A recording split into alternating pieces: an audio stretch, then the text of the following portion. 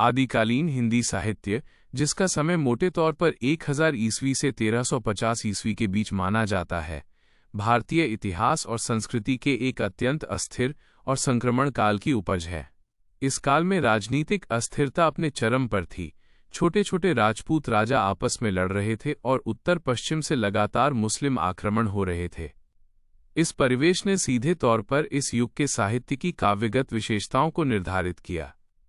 आदिकालीन काव्य की सबसे प्रमुख और सर्वव्यापी विशेषता है वीर रस की प्रधानता। यह साहित्य मुख्यतः उन चारण कवियों या भाटों द्वारा रचा गया था जो अपने आश्रयदाता राजाओं की प्रशंसा करते थे और उन्हें युद्ध के लिए प्रेरित करते थे। इन रचनाओं को रासो काव्य कहा गया, जैसे पृथ्वीराज रासो, बीसलदेव रासो और परमाल रासो। इन काव्यों में राजाओं के शौर्य, पराक्रम और युद्ध कौशल का अतिशयोक्तिपूर्ण वर्णन मिलता है, जिससे पाठक के मन में वीर रस का संचार होता है।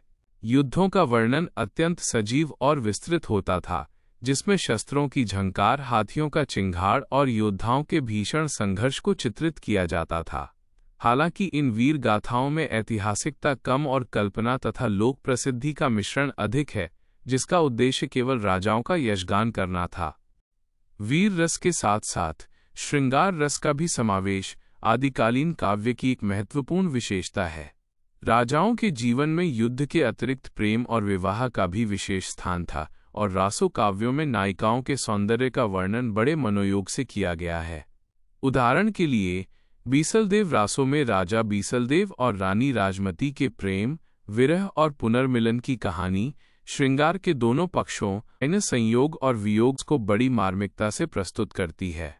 इस प्रकार आदिकालीन कवि वीर और श्रृंगार जैसे विरोधी रसों का समन्वय करके अपने काव्य को रोचक और मनोरंजक बनाते थे, जो युद्ध की पृष्ठभूमि में प्रेम की मानवीय आवश्यकता को दर्शाता है। यह द्वंद्वात्मकता इस साहित्य को विशिष्ट पहचान देती है। इन रासो ग्रंथों में एक और विशिष्ट काव्यगत प्रवृत्ति है युद्धों और विवाहों का समन्वय। अधिकांश रासो काव्यों की कथावस्तु का मूल या तो किसी राजकुमारी को प्राप्त करने का प्रयत्न होता है, जिसमें स्वयंवर और अपहरण दोनों शामिल हैं, या फिर किसी राज्य की रक्षा का प्रश्न। युद्ध और प्रेम का यह अपरिहार्य संबंध ही इन काव्यों की कथात्मक संरचना का आधार है। इसके साथ ही इस काल के काव्य में आश्रयदाताओं की प्रशंसा की प्रवृत्ति इतनी प्रबल है कि कई बार ये साहित्य दरबारी चाटुकारिता का रूप ले लेता है। कवि का मुख्य उद्देश्य राजा को प्रसन्न रखना और पुरस्कार पाना था, जिससे उनकी रचनाएं निष्पक्ष आलोचना से परे हो जाती थीं और उनमें अतिशयोक्ति एक अनिवार्य अंग बन जाती थी। आदिकालीन साहित्य की भाषागत विशेषता भी ध्यान देने योग्य है। इस काल में हिंदी का कोई स्थिर और परिष्कृत स्वरूप नहीं था। यह साहित्य डिंगल और पिंगल शैलियों में लिखा गया था।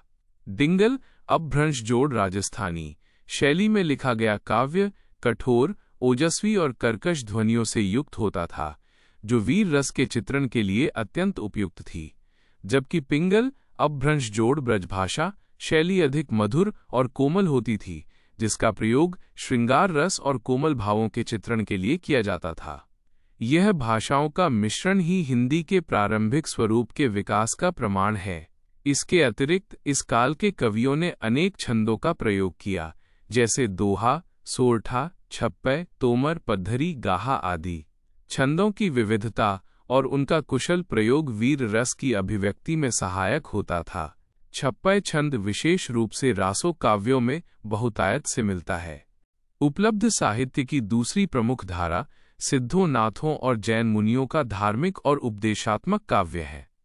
यह काव्य धार्मिक मतों के प्रचार प्रसार और तत्कालीन समाज में फैली रूढ़ियों और आडंबरों पर प्रहार करने के उद्देश्य से रचा गया था।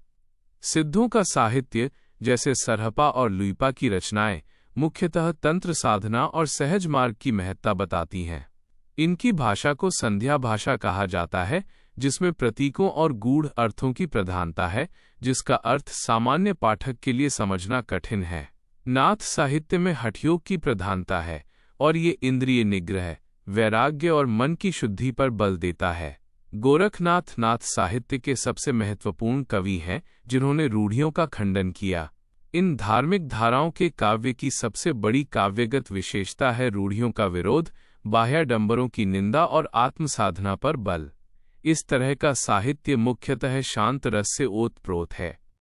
जैन साहित्य, जो मुख्य रूप से गुजरात और राजस्थान के क्षेत्रों में फला फूला, इस युग का तीसरा महत्वपूर्ण अंग है। जैन कवियों ने चरित काव्य, पुराणों से संबंधित और रास काव्य, नृत्य परक की रचना की। इनकी विशेषता है धर्म, नीति और सदाचार का उपदेश देना। इनमें जैन तीर्थंकरों और महापुरुषों के जीवन चरित्रों का वर्णन मिलता है, जिसका उद्देश्य गृहस्थ जीवन में धर्म की प्रेरणा देना था। शालिभद्र सूरी का भरतेश्वर बाहुबली रास इसका एक उत्कृष्ट उदाहरण है। अंततः आदिकाल के अंतिम चरण में अमीर खुसरो जैसे कवि भी हुए, जिनकी काव्यगत विशेषता अपने समय से बहुत आगे की थी।